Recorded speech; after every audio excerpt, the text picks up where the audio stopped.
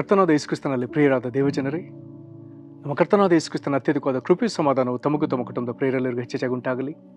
ಹೃದಯಂಗಮ ಮಾತೆನ್ನುವ ಮುಂಜಾನೆ ವಾಕ್ಯದ ಅಂತ ಸರಣಿಯಲ್ಲಿ ಈ ತಿಂಗಳು ನಾವು ಶಿಲುಬೆ ಧ್ಯಾನ ಮಾಡುತ್ತಿರುವಲ್ಲಿ ಈ ದಿನ ನಾವು ಧ್ಯಾನಿಸುವಂಥ ದೇವರ ವಾಕ್ಯದ ಭಾಗ ಗಲಾತ್ಯ 1ನೇ ಅಧ್ಯಾಯ 4ನೇ ವಚನ. ಗಲಾತ್ಯ 1:4. ಈತನು ನಮ್ಮನ್ನು ಕೆಟ್ಟದಾಗಿರುವ ಈಗಿನ ದುಷ್ಟ ಯುಗದೊಳಗಿಂದ ಬಿಡಿಸಬೇಕೆಂದು ನಮ್ಮ ತಂದೆಯಾದ ದೇವರ ಚಿತ್ತಕ್ಕೆ ಅನುಸಾರವಾಗಿ ನಮ್ಮ ಪಾಪಗಳ ದೆಸೆಯಿಂದ ತನ್ನನ್ನು ಮರಣಕ್ಕೆ ಒಪ್ಪಿಸಿದನು. ಈ ವಾಕ್ಯವನ್ನು ಗ್ರಹಿಸೋದಕ್ಕೆ ನಾವು ಶಕ್ತರಾಗುವಂಥ ದೇವರು ತಾನೇ ತನ್ನ ಆತ್ಮನ ಮೂಲಕ ನಮಗೆ ಹೆಚ್ಚಾದ ಗ್ರಹಿಕೆಯನ್ನು ಒದಗಿಸಲಿ. ಕರ್ತನಲ್ಲಿ ಪ್ರೀತಿಯುಳ್ಳ ದೇವಜನರೇ, ಯೇಸು ಕ್ರಿಸ್ತನು ಮರಣಕ್ಕೆ ತನ್ನನ್ನು ಒಪ್ಪಿಸಿಕೊಟ್ಟದಕ್ಕೆ ಒಂದು ಬಲವಾದ ಕಾರಣವನ್ನು ಈ ವಾಕ್ಯ ನಮಗೆ ತೋರಿಸಿಕೊಡ್ತದೆ. ಯೇಸು ಕ್ರಿಸ್ತನ ಒಂದು ದೊಡ್ಡ ಕಾಳಜಿ, ದೇವರ ಒಂದು ದೊಡ್ಡ ಕಾಳಜಿ, ನಮ್ಮನ್ನು ಕೆಟ್ಟದಾಗಿರುವ ಈಗಿನ ದುಷ್ಟ ಯುಗದೊಳಗಿಂದ ಬಿಡಿಸಬೇಕು. ವಿಧ ವಿಧ ಕಾಲ ನಮ್ಮ ಪೂರ್ವಜರು, ನಮ್ಮ ಹಿಂದಿನವರು ಬದುಕಿದ ಕಾಲ, ನಾವು ಈಗಿರುವ ಕಾಲ, ನಮ್ಮ ಮುಂದಿನ ಪೀಳಿಗೆಯ ಕಾಲ, ಈ ಕಾಲಗಳನ್ನು ಈ ವಾಕ್ಯದಲ್ಲಿ ಈಗಿನ ದುಷ್ಟಯುಗ, ಆ ಕಾಲದಲ್ಲಿ ಜೀವಿಸಿದವರಿಗೆ ಅದು ಅವರಿಗೆ ಆಗಿನ ದುಷ್ಟಯುಗ. ಹಾಗಾದರೆ ಈ ದುಷ್ಟ ಯುಗದೊಳಗಿಂದ ನಮ್ಮನ್ನು ಬಿಡಿಸಬೇಕೆಂಬುದನ್ನು ದೇವರು ತಾನೇ ತೀರ್ಮಾನಿಸಿದ್ದಾನೆ. ನಮ್ಮನ್ನು ಇಂಥ ದುಷ್ಟತನದಿಂದ ಬಿಡಿಸಬೇಕೆಂಬುದಾಗಿ ದೇವರು ತಾನೇ ಆತನು ತನ್ನ ನಿರ್ಧಾರದಲ್ಲಿ ತೆಗೆದುಕೊಂಡಿದ್ದಾನೆ. ಒಂದು ವೇಳೆ ನಮ್ಮ ಅರಿವನ್ನು ಯೋಚಿಸಿದರೆ ನಮಗೆ ಇದರ ಅರಿವು ಇಲ್ಲವೇ ಇಲ್ಲ. ನಾವಿರುವಂಥ ಈಗಿರುವ ಯುಗ ಅದು ದುಷ್ಟಯುಗವೋ ಅದು ಎಂಥ ಯುಗ, ಇದನ್ನು ಯೋಚಿಸುವಂಥ ಸಾಮರ್ಥ್ಯವೂ ನಮಗಿಲ್ಲ. ಒಂದು ವೇಳೆ ಯೋಚಿಸಿದರೂ ಅದರ ಅರಿವು ಸಹ ವಿವೇಚನೆಯೂ ನಮಗೆ ಇಲ್ಲ. ಆದರೆ ಇದರೊಳಗೆ ನಾವು ಸಿಕ್ಕಿಕೊಳ್ಳಬಾರದು, ಇದರೊಳಗಿಂದ ನಾವು ಬಿಡುಗಡೆ ಆಗಬೇಕು ಎಂಬುದು ದೇವರ ದೊಡ್ಡ ಇಷ್ಟ. ನಿನ್ನನ್ನು ನೀನು ವಾಸಿಸ್ತಿರುವ ಈ ಯುಗದೊಳಗಿಂದ, ಈ ದುಷ್ಟಯುಗದೊಳಗಿಂದ ನಿನ್ನನ್ನು ಬಿಡಿಸಬೇಕೆಂಬುದೇ ದೇವರ ಮಹದಾಶೆ.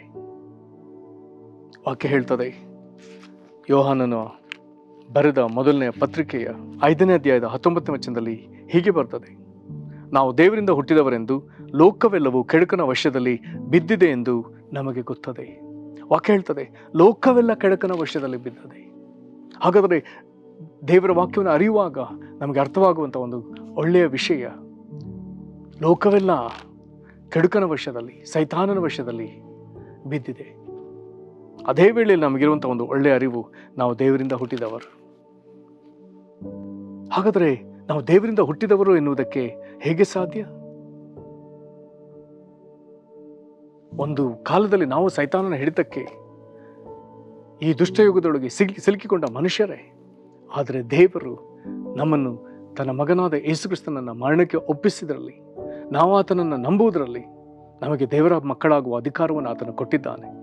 ಇಲ್ಲಿ ಗಲಾತ್ಯ 1:4 ಹೀಗೆ ಹೇಳ್ತದೆ: ನಮ್ಮನ್ನು ಹೀಗೆ ಬಿಡಿಸಬೇಕೆನ್ನುವುದಕ್ಕಾಗಿ ಯೇಸು ಕ್ರಿಸ್ತನು ನಮ್ಮ ತಂದೆಯಾದ ದೇವರ ಚಿತ್ತಕ್ಕೆ ಅನುಸಾರವಾಗಿ ನಮ್ಮ ಪಾಪಗಳ ದೆಸೆಯಿಂದ ತನ್ನನ್ನು ಮರಣಕ್ಕೆ ಒಪ್ಪಿಸಿದ. ಹಾಗಾದರೆ ನಾವು ಈ ಲೋಕದೊಳಗೆ ಸಿಕ್ಕಿಕೊಂಡದಕ್ಕೆ ಒಂದು ದೊಡ್ಡ ಕಾರಣ ಪಾಪ.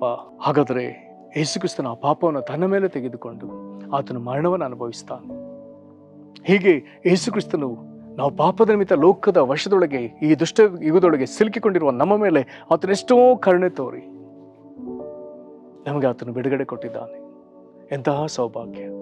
ಇದರ ಅರಿವು ಸ್ವಲ್ಪವೂ ಇಲ್ಲದೆ ನಾವು ಜೀವಿಸ್ತಿರುವಾಗ ದೇವರೋ ಆತನು ನಮ್ಮ ಮೇಲೆ ಕನಿಕರಪಟ್ಟು ಕಲ್ವಾರಿ ಶಿಲುಬೆಯಲ್ಲಿ ಆತನು ತೂಗುತ್ತಾ ಹೇಗೆ ಪ್ರಾರ್ಥಿಸ್ತಾನೆ: ತಂದೆಯೇ ಅವರನ್ನು ಕ್ಷಮಿಸು, ತಾವು ಏನು ಮಾಡ್ತಿರುವರೆಂದು ತಾವೇ ಅರಿಯರು. ಕಾರಣ ಇವುಗಳ ಅರಿವು ನಮಗೆ ಸ್ವಲ್ಪವೂ ಇಲ್ಲ. ಯಾವ ರೀತಿಯಲ್ಲಿ ನಾವು ಎಲ್ಲಿ ಸಿಲುಕಿಕೊಂಡಿದ್ದೇವೆ ಎಂಬುದು ನಮಗೆ ಗೊತ್ತೇ ಇಲ್ಲ. ಆದರೆ ಈ ನಮ್ಮ ಅರಿವಿಲ್ಲದ ಸ್ಥಿತಿಯನ್ನು ದೇವರು ನೋಡಿ ನಮ್ಮನ್ನು ಕನಿಕರಿಸಿ ತಾನೇ ನಮ್ಮ ಪಾಪಗಳ ದೆಸೆಯಿಂದ ತನ್ನನ್ನು ಮರಣಕ್ಕೆ ಒಪ್ಪಿಸಿಕೊಟ್ಟದರಲ್ಲಿ ನಮಗೆ ಈಗಿನ ದುಷ್ಟಯುಗದೊಳಗಿಂದ ಬಿಡುಗಡೆಯಾಗಿದೆ. ನೀನಿರುವ ದುಷ್ಟಯುಗದೊಳಗಿಂದ ನಿನಗೆ ಬಿಡುಗಡೆಯಾಗಿದೆ. ಎಂತಹ ಶ್ರೇಷ್ಠ ಆಧರಣೆ, ಎಂತಹ ಶ್ರೇಷ್ಠ ಆಧರಣೆ! ಕರ್ತನಲ್ಲಿ ಪ್ರೀತಿಯುಳ್ಳ ದೇವಜನರೇ, ಸೈತಾನನ ಕಿವಿಗಳಲ್ಲಿ ಆತನು ನಿನಗೆ ನಿನ್ನ ಅಸಹಾಯಕತೆಯನ್ನು ನಿನ್ನ ದಾಸತ್ವವನ್ನು, ನಿನ್ನ ಬಂಧನವನ್ನು, ನಿನ್ನ ಭಯವನ್ನು, ನಿನ್ನ ಅಸ್ಥಿರತೆಯನ್ನು ತೋರಿಸ್ತಿರುವುದಾದರೆ ನಂಬಬೇಡ. ಯೇಸು ಕ್ರಿಸ್ತನು ಅವೆಲ್ಲವುಗಳಿಂದ ನಿನ್ನನ್ನು ಬಿಡುಗಡೆ ಮಾಡಿದ್ದಾನೆ. ನಿನ್ನನ್ನು ಭಯದಿಂದ ಬಿಡುಗಡೆ ಮಾಡಿ ಆತನು ತನ್ನ ಮೇಲಿನ ವಿಶ್ವಾಸ ಜೀವಿತದಲ್ಲಿ ಆತನು ನಿಲ್ಲಿಸಿದ್ದಾನೆ. ಎಲ್ಲ ಸಕಲ ವಿಧವಾದ ಅಸ್ಥಿರತೆಯಿಂದ ನಿನ್ನನ್ನು ಬಿಡಿಸಿ ನಿನ್ನ ಜೀವಿತವನ್ನು ದೃಢಪಡಿಸಿದ್ದಾನೆ. ನಿನ್ನ ಕಂಗಾಲಾದ ಎಲ್ಲ ಸಂಗತಿಗಳಿಂದ ನಿನ್ನನ್ನು ಬಿಡಿಸಿ ಆತನು ನಿನ್ನೊಳಗೆ ಒಂದು ಒಳ್ಳೆಯ ನಿರೀಕ್ಷೆಯನ್ನು ಅನುಗ್ರಹಿಸಿದ್ದಾನೆ. ಕತ್ತಲಿಂದ ನಿನ್ನನ್ನು ಬಿಡಿಸಿ ನಿನ್ನನಿಗೆ ತನ್ನ ಬೆಳಕನ್ನು ಕೊಟ್ಟಿದ್ದಾನೆ. ಮರಣದಿಂದ ಬಿಡಿಸಿ ಆತನು ನಿನಗೆ ತನ್ನ ಜೀವವನ್ನು ಕೊಟ್ಟಿದ್ದಾನೆ. ತಾನು ಐಶ್ವರ್ಯವಂತನಾಗಿದ್ದರೂ ತಾನು ಬಡತನದಲ್ಲಿ ಸೇರುವುದರಿಂದ ನಿನಗೆ ಐಶ್ವರ್ಯ ಸಮೃದ್ಧಿ ದೊರಕುವಂತೆ ಆತನು ನಿನಗೆ ಸಮೃದ್ಧಿಯನ್ನು ಅನುಗ್ರಹಿಸಿದ್ದಾನೆ. ಎಲ್ಲವುಗಳಿಂದ ನಿನ್ನನ್ನು ಪಾರು ಮಾಡಿದ್ದಾನೆ. ಯೇಸು ಕ್ರಿಸ್ತನನ್ನು ನಂಬು. ಹೀಗೆ ನಿನಗೆ ಸಹಾಯಕನಾಗಿ ನಿಂತಿರುವ, ಹೀಗೆ ನಿನಗೆ ವಿಮೋಚಕನಾಗಿ ನಿಂತಿರುವ ಯೇಸು ಕ್ರಿಸ್ತನನ್ನು ನಂಬು. ಪ್ರಾರ್ಥನೆ ಮಾಡೋಣ.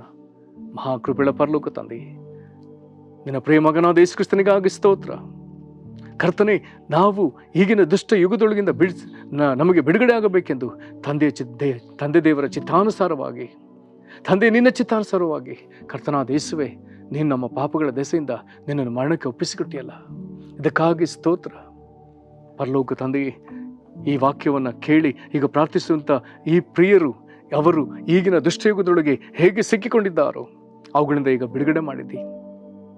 ಯಾವ ಅಸ್ಥಿರತೆ ಅವರನ್ನ ಕಾಡುತ್ತಾ ಇದೆಯೋ ಅದರಿಂದ ಅವರಿಗೆ ಬಿಡುಗಡೆ ಆಗಲಿ. ಯಾವ ಭಯದಿಂದ ಇವರು ನರಳುತ್ತಿದ್ದಾರೋ ಆ ಭಯದಿಂದ ನಜರೇತನ ಯೇಸು ಕ್ರಿಸ್ತನ ಹೆಸರಲ್ಲಿ ಇವರಿಗೆ ಬಿಡುಗಡೆ ಆಗಲಿ.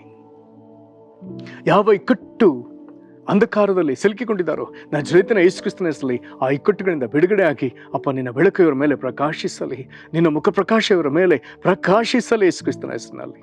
ಪರಲೋಕ ತಂದೆಯೇ, ಕನಿಕರಿಸು. ನಿನ್ನ ಜೀವ ಇವರ ಮೇಲೆ ಪ್ರಕಾಶಿಸುವಂತೆ ಮರಣವು ಇವರ ಮೇಲಿಂದ ರದ್ದಾಗಲಿ. ಮರಣದಿಂದ ಇವರಿಗೆ ಬಿಡುಗಡೆ ಆಗಲಿ. ಇವರನ್ನ ಮರಣಕ್ಕೆ ಸಿಕ್ಕಿಸುವಂತೆ ಸೈತಾನ ಪಡುವಂಥ ಪ್ರತಿ ಪ್ರಯಾಸದಲ್ಲಿ ಯೇಸು ಕ್ರಿಸ್ತನ ಹೆಸರಿನಲ್ಲಿ ಇವರು ವಿಮೋಚಿಸಲ್ಪಡಲಿ. ನಿನ್ನ ಜೀವವು ಇವರಲ್ಲಿ ಉದಯಿಸಲಿ ಸ್ವಾಮಿ. ಆಶೀರ್ವದಿಸಲಿ ಕರ್ತನ, ನೀನು ಆಶೀರ್ವದಿಸಪ್ಪ. ನಿನ್ನ ಮಕ್ಕಳ ಮೇಲೆ ದಯೆ ಇರಲಿ, ನಿನ್ನ ಮಕ್ಕಳ ಮೇಲೆ ದಯೆ ಇರಲಿ. ನಿನ್ನ ಕರಗಳಿಗೆ ಒಪ್ಪಿಸಿಕೊಡುತ್ತೇವೆ. ನಿನಗೇ ಸ್ತೋತ್ರ, ನಿನಗೇ ಸ್ತೋತ್ರ. ಯೇಸು ಕ್ರಿಸ್ತನ ಹೆಸರಿನಲ್ಲಿ ಬೇಡಿದ್ದೇವೆ ನಮ್ಮ ತಂದೆಗೆ, ಆಮೇನ್. ಕರ್ತನ ನಿಮ್ಮನ್ನು ಆಶೀರ್ವದಿಸಲಿ. ವಂದನೆ.